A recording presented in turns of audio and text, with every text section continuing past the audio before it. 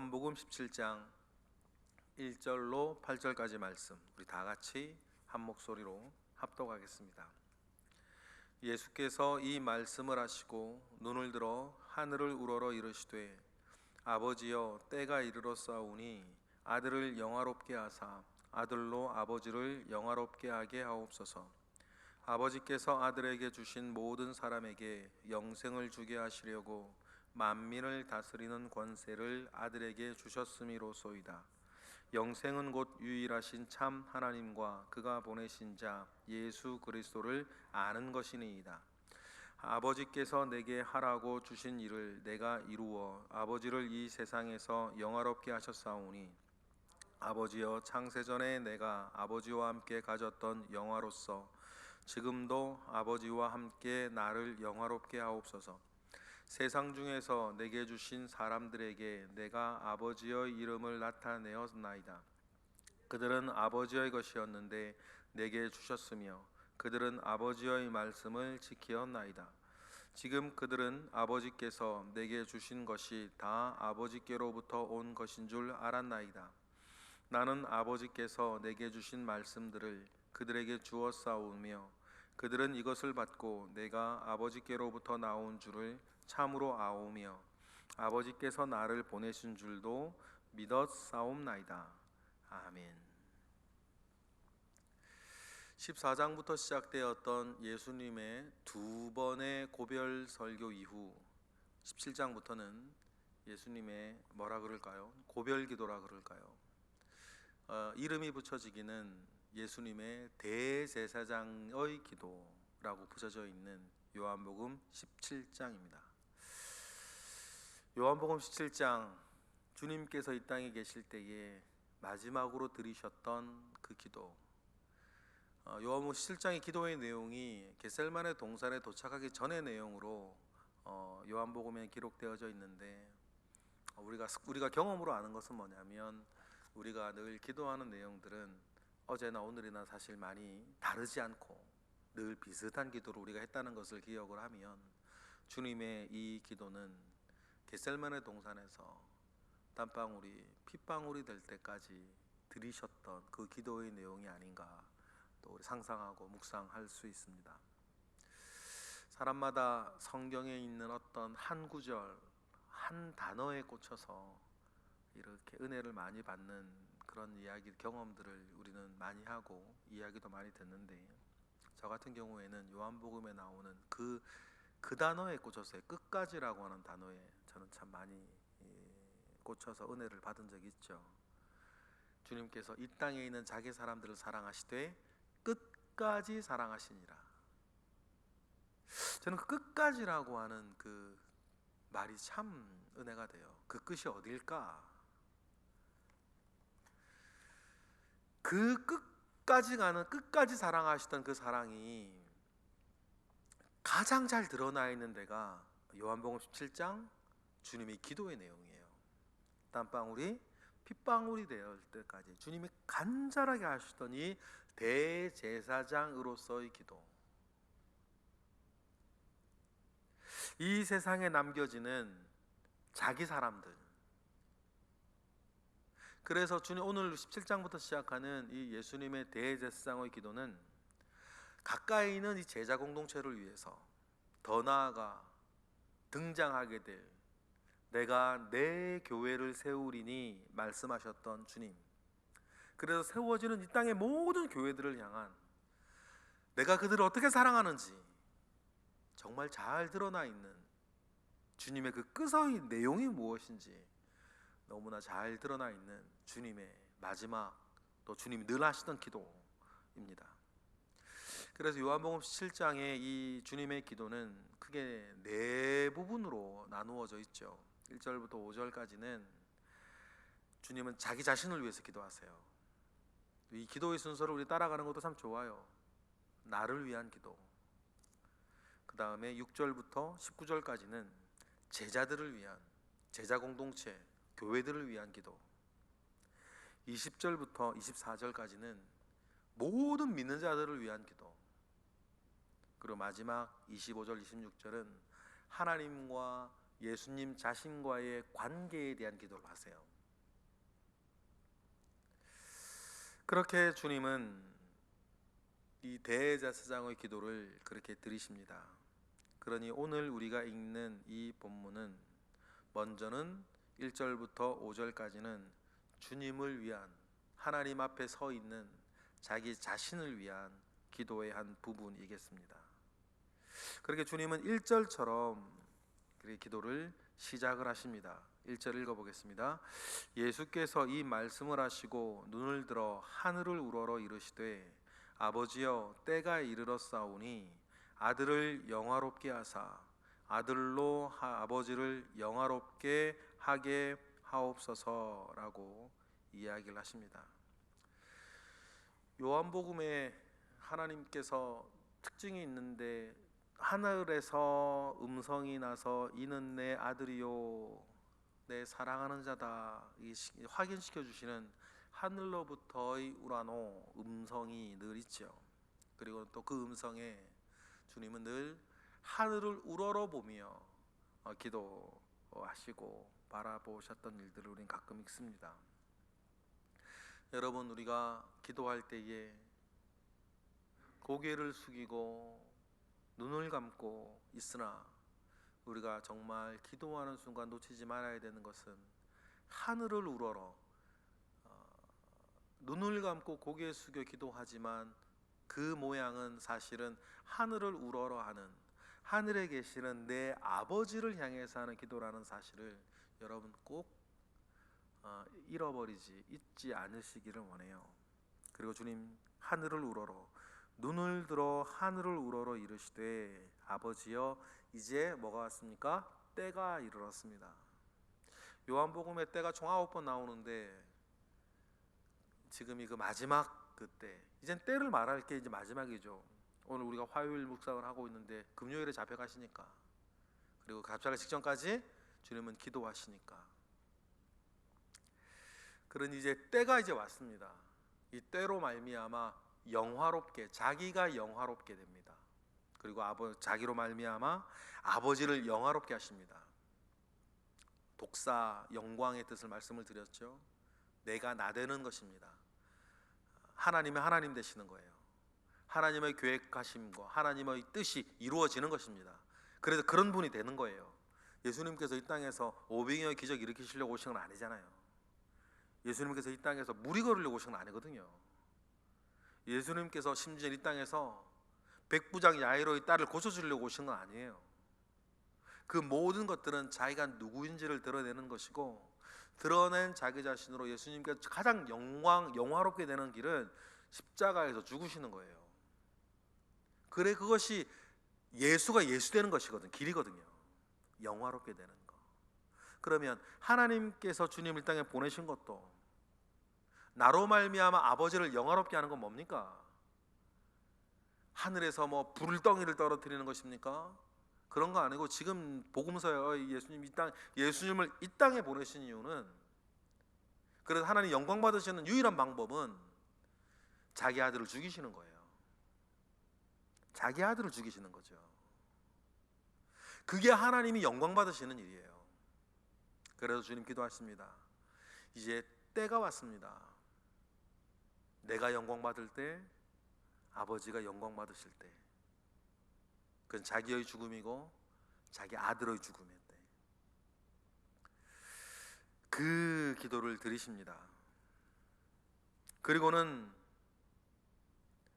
아버지께서 아들에게 주신 권한이 있습니다. 어떤 권한입니까? 2절이죠. 시작. 예수께서 아들에게 주신 모든 사람에게 영생을 주게 하시려고 만민을 다스리는 권세를 아들에게 주셨습니다. 만민을 다스리는 권세를 주셨다. 세상에서는 이 권세 가지고 자기 떵떵거리며 사는 것이고, 자기 재산 증식하는 것이고, 내 이름 빛내는 것이고, 우리 집안 일으키는 것이고, 그런 것이 이 세상에서의 권세지만, 만민을 다스리는 권세를 아들에게 주셔서 주님은 어떻게 하세요? 자기를 죽이시는 거예요. 왜냐하면 자기가 모든 사람의 대속물로 죽어야 아들에게 하나님께 주신 그 사람에게 뭐가 가니까? 영생이 가니까. 죄로 말미암아 죽을 수밖에 없는 거. 여러분 창세기의 말씀이 그래서 중요해요. 3장에 정령 죽으리라.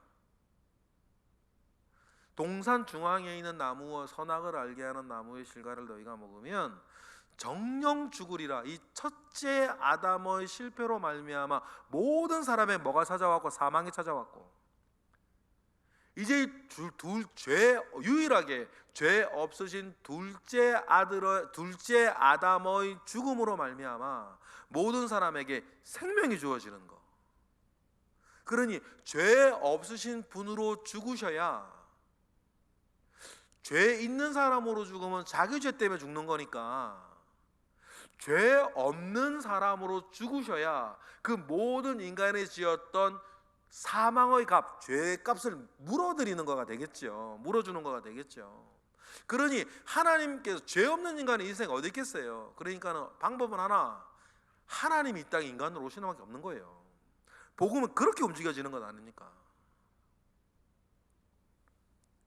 그러니 죄 없는 내가 영광받아 죽어서 아버지께서 나에게 주신 자들에게 원래 있었던 영원한 생명을 주게 하는 것, 그게 뭐다? 내가 하나님께서 모든 사람을 다스리는 권세를 내게 주신 것이고 그 일을 온전히 이루어내는 것이 내가 영광받는 일이다. 우리를 향한 주님의 끝까지 가시는 사랑, 거기에 있는 것 아니겠습니까? 그러니 영생이 뭡니까? 이 모든 일들을 알고 믿는 것. 제가 짧게 말씀드렸지만 이 사실을 알고 이 사실을 믿는 게 구원이고 영생인 거예요. 그러니 주님께서 3절처럼 얘기하신 건 이해하시겠죠? 3절 읽어보실까요? 시작. 영생은 곧 유일하신 참 하나님과 그가 보내신 자 예수 그리스도를 아는 것입니다. 할렐루야. 여러분, 그래서 여러분 영생이 다른 게 아니고 그 하나님이 어떤 일을 하시는지, 예수가 누구신지를 알고 믿는 것이 영생이다라고 말씀하신 것이 그래서 이렇게 나오는 거죠. 이런 아는 것, 지식적으로 아는 것을 말하는 게 아니고, 그죠? 우리가 늘 우리가 설교 많이 들으셨죠? 옛날부터 알다, 아다, 야다라고 하는 말이 뭐냐? 지식 정보를 아는 게 아니라 몸으로 체험해서 아는 것. 내가 남자를 알지 못합니다 할 때 그 야다 말이에요. 내가 남자를 알지 못한다고 마리아가 얘기할 때 남자를 지식적으로 모르는 거겠어요. 경험하고 체험하고 그걸 모른다는 건데, 영생이 뭡니까? 나를 보내신 자 유일하신 참 하나님과 그가 보내신 자 예수 그리스도를 아는 것이니이다. 그게 영생이다. 그래서 그 하나님과 예수 그리스도를 아는 것, 그러면 아는 거에는 알고 믿는 것, 체험, 그것이 내 체험으로 들어가 있는 것. 구원은 내 개인의 문제라는 얘기가 그래서 이렇게 나오는 것이겠죠. 그래서 하나님께서, 주님께서 이제 이 세상에서 나를 영화롭게 이제 할 때가 되었습니다라고 주님 다시 이제 모든 것들을 기도하신 후에 4절처럼 또 그렇게 기도를 하십니다. 읽어보겠습니다. 시작. 아버지께서 내게 하라고 주신 일을 내가 이루어 아버지를 이 세상에서 영화롭게 하였사오니. 이것도 아시겠죠? 이제 아버지를 이 세상에서 아버지가 하실 일을 내가 이렇게 이루어내어서 아버지가 누구시고 아버지가 어떤 일을 하셨는지, 아버지를 아버지 되게 내가 하셨으니 아버지는 영화롭게 되었다라고 얘기하시고, 그러니 5절 다같이 시작. 아버지여, 창세전에 내가 아버지와 함께 가졌던 영화로서 지금도 아버지와 함께 나를 영화롭게 하소서. 나를 영화롭게 하소서라고 하는 이 말이 세상에서 말하는 부귀영화를 말하는 게 아니라는 걸 이제 우리는 잘 알아요. 예수 그리스도가 예수 그리스도가 되시는 방법은 고난의 십자가를 통과하는 일이거든요. 그래서 주님이 영화롭게 되는 유일한 길은 뭡니까? 십자가의 고난을 통과하시고 거기서 죽으시는 거죠. 그리고 부활하시는 것입니다. 이 일을 영화롭게 해달라고, 영화롭게 하옵소서라고 하니 주님은 그 고난의 십자가의 길을 내가 잘 걸어갈 수 있도록 주님이 자기 자신을 위해서 기도하세요. 그리고는 이 땅에 있는 제자들을 위해서 기도합니다. 6절부터죠. 두 번째 부분이에요. 읽어보겠습니다. 세상 중에서 내게 주신 사람들에게 내가 아버지의 이름을 나타내었나이다. 그들은 아버지의 것이었는데 내게 주셨으며 그들은 아버지의 말씀을 지키었나이다. 여러분, 이 주님께서 우리를 어떻게 보시고 우리에게 무엇을 기대하시는지 여러분 이 말씀들을 통해서 꼭 기억하시기를 바라요. 여러분, 여러분들이 누굽니까? 세상 중에서 예수께 주신 사람들이에요. 그래서 거룩, 구별되어 있는 사람들 아닙니까? 이 세상에 많은 사람들이 있으나 그 모든 사람들 가운데에서 예수께 드려진 사람, 그 사람들이 있습니다. 그래서 주님께서 말씀하시잖아요. 끝까지 아까 말씀하신 것처럼 이 땅에 있는 자기 사람들을 사랑하시되, 남이 아니고 이 땅에 있는 자기 사람들을 사랑하시되 끝까지 사랑하시던지라. 그 사랑이 여러분 오늘 저와 여러분들에게 있음을 믿습니다. 왜냐하면 우리는 예수님께 드려진 사람, 그래서 우리 그리스도인이라 그러잖아요. 예수 그리스도인, 그리스도께 속한 사람, 예수쟁이. 그러면 그들 가운데 이제 하나님을 나타내셨으니 그들은 이제 주님의 말씀을 믿고 주님의 말씀을 지켰나이다. 그리고 우리 모두가 지금 알고 있는 것 7절 읽어볼까요? 시작. 지금 그들은 아버지께서 내게 주신 것이 다 아버지께로부터 온 것인 줄을 알았나이다. 여러분 아시잖아요, 그죠? 8절. 나는 아버지께서 내게 주신 말씀들을 그들에게 주었사오며 그들은 이것을 받고 내가 아버지께로부터 나온 줄 참으로 아오며 아버지께서 나를 보내신 줄도 믿었사옵나이다. 할렐루야. 그런데 도무지 안 믿어지는 사람도 있고, 우리가 받은 가장 큰 은혜가 이거라고 제가 늘 말씀을 드리죠. 믿어졌다는 거예요. 아버지 하나님이 영광 받으시는 길, 예수 그리스도께서 영광 받으시는 길, 왜 하나님이 인간의 몸 오셔야 되었는지 이 이야기들이 우리는요 이해가 돼요. 아, 그렇구나 이해가 되고 믿어지고, 여러분 그것이 은혜예요. 그게 기적이죠. 여러분 그게 기적이에요. 죽은 자가 벌떡 일어나는 것보다 이 사실이 믿어지는 게 더 큰 기적 아닙니까? 그것이 이해가 되고 알게 되어 알아지고 그것이 믿어지는 사람이 누구예요? 이 땅에 있는 자기 사람들이에요. 이 땅에는 수십억의 사람들 가운데에 이것이 이해가 되고 믿어지고 받아들여진 여러분들 말이에요. 우리에게는 이게 너무 쉬운 일인데 우리나라만 하더라도 이것이 도무지 믿어지지 않는 4천만의 사람들이 있는 거 보세요. 그 4천만의 사람들이 우리와 다를 게 없어요. 근데 이상하죠. 우리는 그게 이해가 되고 믿어져요. 그러니 이 땅에 있는 자기 사람들이 따로 있는 것 아니겠습니까? 바로 여러분들을 얘기해요. 그러니 여러분 우리가 이렇게 주님을 알게 된 것, 주님을 믿게 된 것이 여러분 그들과 유일하게 우리가 다른 거예요. 우리 믿지 않는 사람들을 보세요. 여러분들보다 똑똑한 사람들 많고요. 여러분들보다 착한 사람들도 많아요. 여러분들보다 유머러스한 사람들도 많고요. 여러분들보다 예의 있고 더 좋은 사람들 많아요. 불신자라고 악한 사람들이 윤리적으로 악한 사람들이 아니지 않습니까? 똑같아요.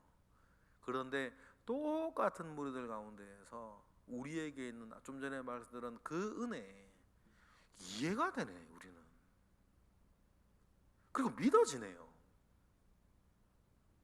여러분 하나님께서 그것이 여러분들을 부르셨고 여러분들을 하나님의 소유된 백성, 왕같은 제사장으로 부르셨다는 가장 큰 은혜요 기적 아니겠습니까? 여러분, 그러니 여러분 제가 늘 말씀드리는 거, 내가 다를 거 하나 없는 인간인데 이렇게 1만 달란트를 탕감받은 사람으로 이렇게 사는구나. 그 든든한 믿음 가운데 서 계시기를 원해요. 여러분 이거 정말 무슨 말인지 정말 이해하시면 100데나리온 때문에 스트레스 받진 않아요. 100데나리온의 문제로 시험 들진 않아요. 여러분 왜 그렇습니까? 1만 달란트 탕감받았다는 은혜를 아니까. 그런 여러분, 오늘도 여러분들에게 있을 100데나리온의 일들 가운데에 여러분 믿음으로 승리하시고 은혜로 이기시기를 주님의 이름으로 축복합니다. 꼭 기억하십시오. 나는 하나님의 소유요, 주님께 주어진 사람이라고 하는, 그리고 주님은 이 땅에 있는 자기 사람들을 사랑하시되 끝까지 사랑하시는 사람이라고 하는 것을 여러분 꼭 기억하시길 바랍니다. 그런 은혜와 사랑이 저와 여러분에게 여전히 있음에 감사드립니다. 기도하겠습니다. 할렐루야. 하나님, 감사와 영광을 올려드립니다. 주님의 은혜가 우리 가운데 있습니다. 이 땅에 있는 자기 사람들을 사랑하시되 끝까지 사랑하셔서 이와 같이 기도하셨던 주님의 그 마음을 우리가 다시 받습니다. 그 사랑이 여전히 우리 가운데 있으니 우리가 다른 것 바라보고 흔들리지 아니하고 나를 사랑하시는 주님 바라보고 주님의 그 사랑 바라보며 이 세상을 살고 이기되 넉넉히 이겨갈 수 있도록 우리에게 은혜를 주시옵소서. 이 시간 드려지는 1,000번째 예물 가운데에 주님 역사하시고 받으시고 이 시간 우리가 드리는 기도 가운데에 주님 함께 하실 것을 믿고 감사하며 예수 그리스도 이름으로 기도드렸나이다. 아멘.